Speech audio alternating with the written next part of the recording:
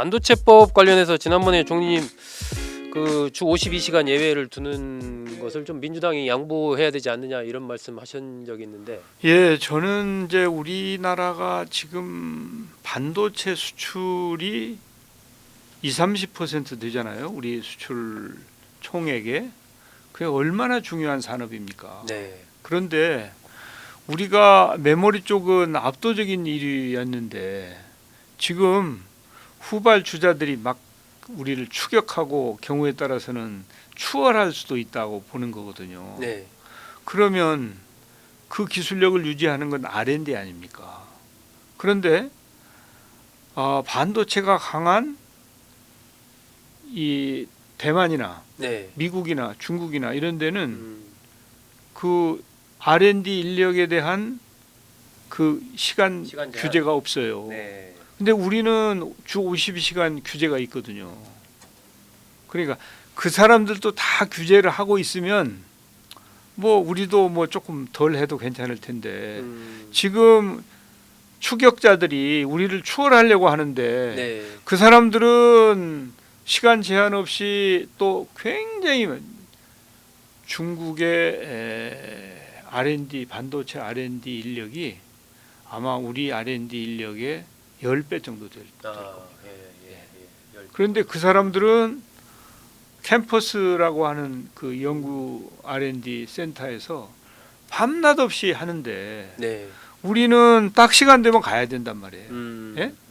근데 이 연구원들이 일하고 싶어도 못 하는 거예요. 네. 예. 지켜야 되니까 예. 법이. 그리고 또 그러다 보니까 그들에게 아마 지급하는 그 이 보상도 좀 적을 거예요.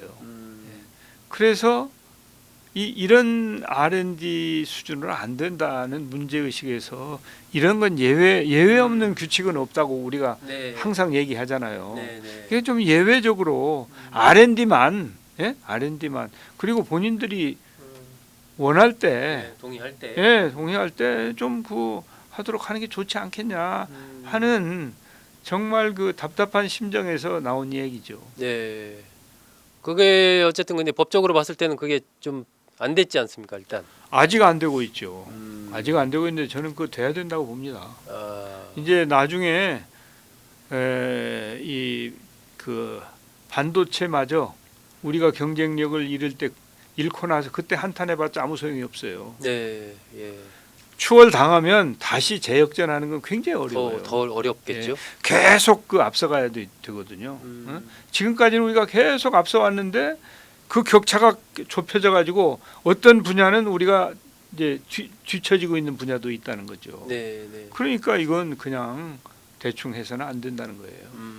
이게 당내에서도 뭐 산자위랑 그 노동위 쪽 상임위 의원들의 생각이 많이 다른 것 같더라고 이 문제에 관련해서. 그런 부분은 치열하게 토론하고 네. 이런 문제 가지고 그 의총을 통해서 문제를 해결하는 노력을 펼쳐야 된다고 저는 봐요. 그렇게 해서 어쨌든 이 굉장히 중요한 이슈예요 이게. 예. 그런데 그냥 연구원들 건강 생각해야지 하는 차원을 뛰어넘는 국익과 직결되는 사안이기 때문에 저 같은 사람들이 이제 얘기를 한 거죠. 네.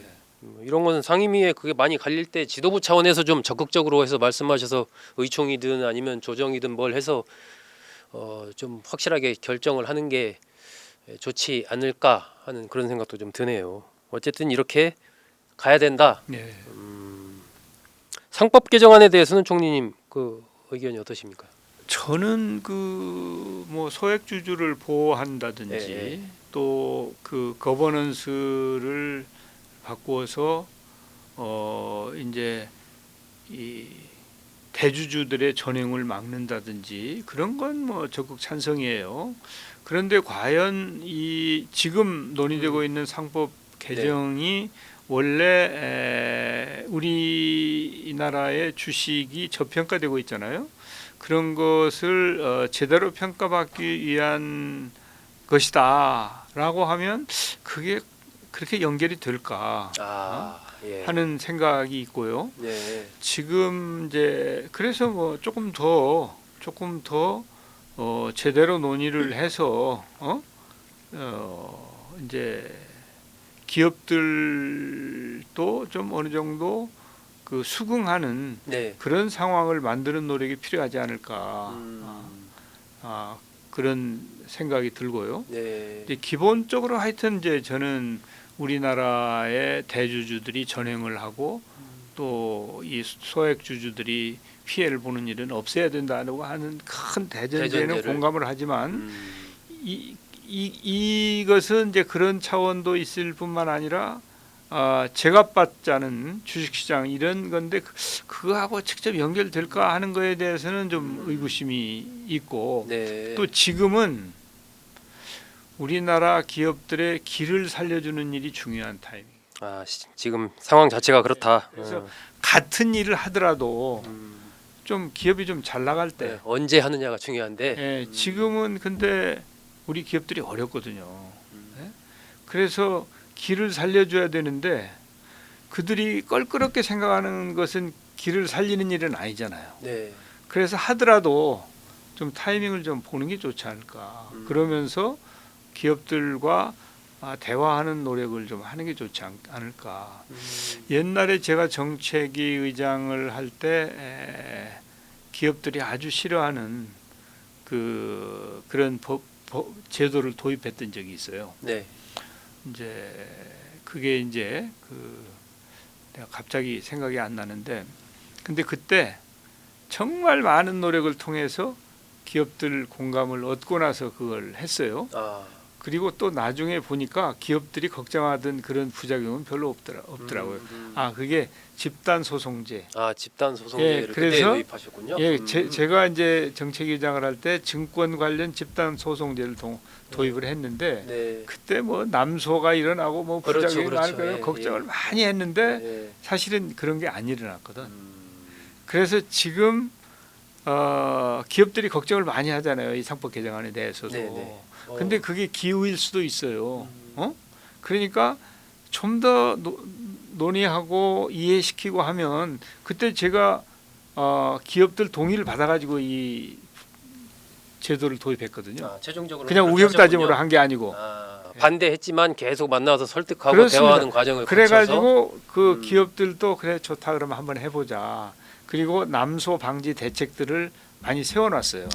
예. 그랬더니 실질적으로 생각했던 것보다 너무 집단 소송이 이루어지지 않아가지고 그리고 지금도 아무 문제 없잖아요. 네, 그 제도 그대로 있는데도. 말 그대로 기구였네요. 그렇죠. 예. 그러니까 이 상법 개정안도 마찬가지로 여러 가지 시기나 지금 취지나 이런 것들이 지금 상황과 조금 안 맞는 부분이 있으니까 계속 대화를 하면서 좀 시간을 갖고 더 논의를 하는 게 좋지 않느냐라는 게 총리님 생각이시네요. 지금 민주당 지도부에서는 이거 상법 개정안은 뭐 다 그 처리하는 걸로 이렇게 결정해서 쭉 가고 있지 않습니까? 총리님 생각과는 좀 다른 것 같은데. 그거야 뭐 저야 밖에 있으니까. 예. 아니, 지난번에 그 이현주 의원도 인터뷰하러 한번 오셨었는데 그 선진화 가려면 그 상법 개정안은 당연히 해야 되는 것 아니냐라고 강하게 얘기를 하시더라고요. 예. 그래서 뭐 저는 거버넌스를 조금 이렇게 선진화하는 것은 기본적으로는 찬성이에요. 그런데 그 과정은 조금 더 노력을 하는 게 좋다. 그리고 제가 증권 관련 집단 소송제를 도입하는 일이 쉬운 일이 아니었는데 그렇게 공을 들여 가지고 그 제도를 도입을 했고 그 후에도 부작용이 없었거든요. 그런 케이스를 좀 반면교사로 삼았으면 그렇습니다. 좋겠다는 말씀이시네요.